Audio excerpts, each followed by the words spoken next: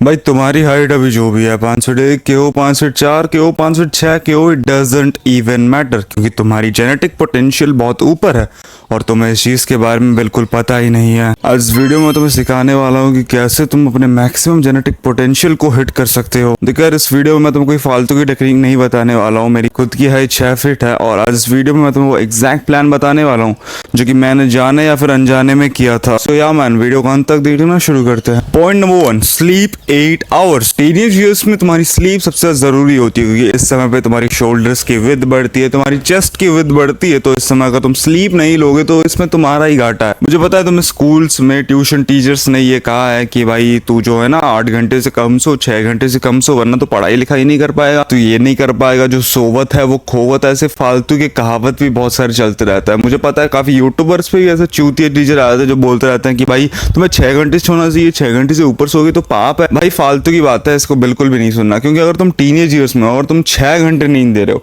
That means कि तुम्हारी जो ओवरऑल बॉडी की ग्रोथ है वो बहुत लेस हो जाने वाली है। क्योंकि टीनेज ईयर्स में तुम्हारी बॉडी ग्रो करती है और ग्रो करने के समय में बॉडी को सबसे ज्यादा रिकवरी की जरूरत होती है। और अगर इस रिकवरी के दौरान तुम 6 घंटे सो रहे हो, 5 घंटे सो रहे हो, तो इसमें तुम्हारा घाटा है, क्योंकि तुम पढ़ाई पे भी फोकस नहीं कर पाओगे और तुम ओवरऑल फिजिक भी नहीं बना पाओगे, तुम्हारी हेल्थ चूतिया रहेगी, तुम्हारी तबियत खराब होती रहेगी। तो प्लीज मैन, इस चीज को फिक्स करो, रोज 8 घंटे सोना शुरू कर दो, क्योंकि यार 8 घंटे सोना इस लाइक 90% दिक्कत यहीं पर सॉल्व हो जाती है। तुम्हारा टेस्टोस्टेरोन बढ़ेगा, तुम्हारी स्लीप की क्वालिटी बढ़ेगी, जो कि ऑब्वियसली हाइट की ग्रोथ को बढ़ाएगी। स्लीप को ऑप्टिमाइज करने के कुछ तरीके हैं जो कि मैं तुम्हें अभी बताने वाला हूँ, जिससे तुम 8 घंटे की कंप्लीट नींद लेने वाले हो, जिसमें तुम अपनी स्लीप एफिशिएंसी को 100% तक टच कर सकते हो। सबसे पहले सुबह आओ, सनलाइट के सामने बैठ जाओ, सनलाइट लो आंखों में, इससे तुम्हारी सर्केडियन रिदम फिक्स होती है। सर्केडियन रिदम क्या होती है? सर्केडियन रिदम का बेसिक मतलब ये होता है कि तुम्हारी बॉडी के अंदर एक अलार्म क्लॉक होता है जो कि रात को तुम्हें नींद दिलाता है, सुबह नींद खुलवाता है।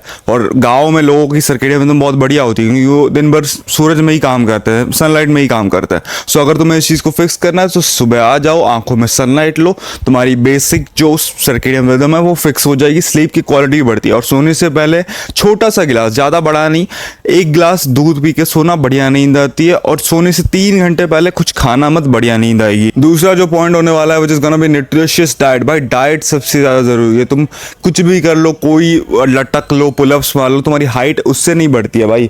हाइट उससे बढ़ती है कि तुम एक्चुअली में बॉडी के अंदर डाल क्या रहे हो। अगर तुम बॉडी में चूतिया चीजें डालोगे जैसे बर्गर, पिज्जा, तो तुम जिंदगी में कभी भी, लिटरली कभी भी, तुम्हारी हाइट 6 फीट या फिर 5 फीट 11, 10 यहाँ तक नहीं पहुंचने वाली है। So please start eating good food. Good food का मतलब क्या होता है कि बैलेंस डाइट लेनी है, इसमें हाई प्रोटीन हो, हाई गुड फैट्स हो, गुड कार्ब्स हो। कार्ब्स तो वैसे भी इंडियन डाइट में मिल जाता है, लेकिन अगर प्रोटीन तुम्हें चाहिए तो प्लीज अगर एक सप्लीमेंट में इन्वेस्ट कर सकते हो तो करो, वरना you can just buy some eggs. भाई एक एग में 6 ग्राम प्रोटीन होता है और तुम अगर दिन के 6-7 अंडे खा लोगे तो तुम्हारी बहुत ज्यादा high quality protein intake complete होने वाली है। और एग्स में एक ऐसा प्रोटीन होता है जिससे हम कहते हैं हाई बायो अवेलेबिलिटी वाली प्रोटीन, यानी एग्स में हाई बायो अवेलेबिलिटी वाली प्रोटीन होती है जो कि ज्यादा डाइजेस्ट होती है। यानी सपोज तुम 1 अंडा खा रहे हो ना, तो 6 ग्राम में से 4 ग्राम डाइजेस्ट होने वाला है, लेकिन तुम 1 रोटी खाओगे, इसमें कुछ 2-3 ग्राम प्रोटीन होगा, वो 2-3 ग्राम डाइजेस्ट भी नहीं होता। भाई अपनी डाइट को बड़ा सिंपल रखना है, कोई बाहर का खाना नहीं खाना, कोई मीठा चीज नहीं खानी, जंक फूड नहीं खाना, और बस इतना ही है। अगर तुम डाइट में सिंपल चीजें रखोगे उतना ही बेस्ट। अगर तुम्हें डाइट की इंस्पिरेशन लेनी है तो भाई चैटक भाई की वीडियोस देख सकते हो, उन्होंने अपनी डाइट को बहुत बढ़िया तरीके से एक्सप्लेन करा है। उनकी डाइट को सीधा सीधा कॉपी भी कर सकते हो, मतलब डायरेक्ट कॉपी मत करना। वो 10 अंडे खाते तो तुमने भी 10 अंडे खा लिए, पेट खराब हो जाएगा। अपने हिसाब से अगर जिंदगी में कभी अंडे खाए नहीं, पहले दिन 10 अंडे खा रहे हो तो पेट खराब हो जाएगा।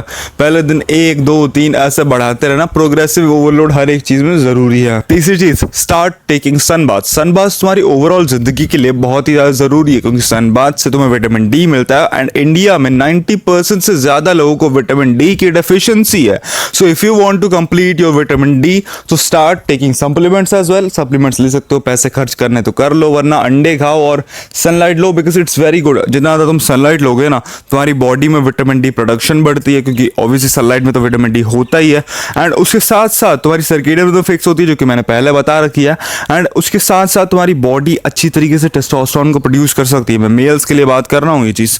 सो टेस्टोस्टेरोन तुम्हारी बॉडी के लिए बहुत इंपॉर्टेंट होता है। अगर टेस्टोस्टेरोन बढ़ता है तो हाइट और बॉडी की ओवरऑल ग्रोथ बहुत बढ़िया बढ़ती है। So start taking sunlight. 6:30 से लेकर के 8 बजे के बीच में आ जाना, उसी समय तगड़ी सनलाइट आती है। अगर उसके बाद आओगे तो मैं तो अभी बाद ही आ रहा हूँ, बट तुम्हें उससे बाद नहीं आना, क्योंकि मैं तो शर्ट पहन रखा हूँ। तुम्हें बिना शर्ट के ही बैठना है, छत के ऊपर आ जाओ या फिर कहीं ऐसा पार्क वार ढूंढ लो जहाँ पर हाथ जो हाफ स्लीव पहन सकते हो। एंड या दैट्स प्रीटी मच इट। चौथी चीज वर्कआउट। वर्कआउट सबसे ज़्यादा ज़रूरी है तुम्हारे टीनेज ईयर्स के दौरान, क्योंकि अगर तुम वर्कआउट नहीं करोगे तो भाई तुम्हारी बॉडी ग्रो नहीं कर पाई, क्योंकि बॉडी जो है ना थोड़ी सी हिपोक्रेट है। अगर तुम बिल्कुल वर्कआउट नहीं करोगे तो भी दिक्कत हो जाएगी, अगर बहुत ज़्यादा वर्कआउट करोगे तो दिक्कत होगी, लेकिन अगर तुम बीच में रहोगे तो इसमें कोई दिक्कत नहीं है। So start doing workouts. क्या जिम जाने से हाइट रुकती है या बढ़ती है?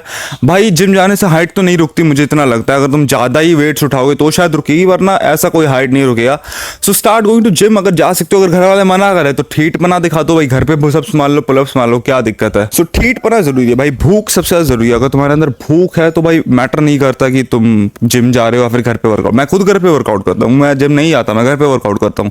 मेरी बॉडी तो जिम वाली नहीं है, मेरी नॉर्मल घर वाली ही है, बट हाँ इट डिपेंड्स ऑन यू, तुम्हें कैसी बॉडी चाहिए। वर्कआउट करना जरूरी है, क्योंकि अगर तुम्हें अपने दिमाग में तुमने ये बैठा लिया कि भाई जिम जाने से तो हाइट रुक जाती है, तो तुम घर पे भी वर्कआउट नहीं करोगे। सो प्लीज जिम से कोई हाइट नहीं रुकती, वर्कआउट करना जरूरी है। जिम में अगर तुम वर्कआउट ही मार रहे हो ना तो वो सबसे ज्यादा जरूरी है।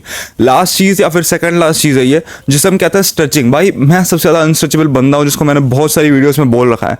भाई स्ट्रेचिंग सबसे ज्यादा जरूरी है, क्योंकि अगर तुम टीनेज ईयर्स में हो तो इस समय टीनेज ईयर्स में स्ट्रेचिंग काफी ज्यादा जरूरी होती है, क्योंकि जितना ज्यादा तुम स्ट्रेच करोगे अपनी बॉडी को, उसकी ग्रोथ उतनी ज्यादा बड़े। ये so start stretching as well. Stretching काफी ज्यादा जरूरी है।